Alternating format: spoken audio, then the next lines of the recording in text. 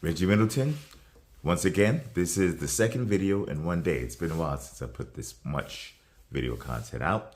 And this is a continuation of the last diatribe where I discussed patent infringement in the crypto space. I discussed stablecoins and I discussed corporate PR poisoning as news and media. Yes, we're talking to you, CoinDesk. CoinDesk is owned by Barry Silvert's digital currency group. CoinDesk has never had a positive article on me, despite the fact I've done a lot of very positive things.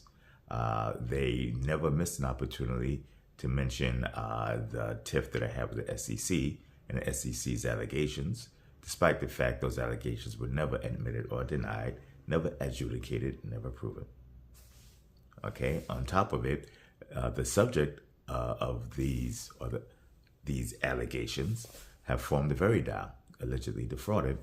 There's many of them. They're very vocal. CoinDesk has never, ever bothered to interview a single one of them. Contact Veritaseum, write an article about them, CoinDesk, or you could write an article about the Circle lawsuit for patent infringement that was just filed Thursday. Very, very big deal. Practically all of their revenue drivers are alleged to infringe. And more importantly, Circle is the second largest stablecoin vendor in the world. And they will possibly be the first, as I anticipate Tether to have more regulatory problems than Circle does. Now, if the plaintiff, which is Veritaseum Capital, in full disclosure, is one of my companies, is successful in their patent litigation, they can basically shut Circle down or extract royalty fees from them. This is newsworthy. And CoinDesk has articles about Circle often in stablecoins. What happened? The reason is CoinDesk's parent company is a significant investor in Circle, okay? And it's my belief they're trying to shush this. Hey, they could have overlooked it, despite the fact it's a fantastic story. But wait a minute, there's another stablecoin vendor, MakerDAO. MakerDAO was just the recipient, they're the defendant in a legal battle where the plaintiff is a brand new recipient of a certificate of default because this plaintiff, Total Return Systems, sued MakerDAO. MakerDAO never responded, as most DAOs who are not incorporated will not or state they cannot, and they got a certificate of default. If that certificate of default is registered, you get a default judgment. This is a very, very big deal. But wait a minute again.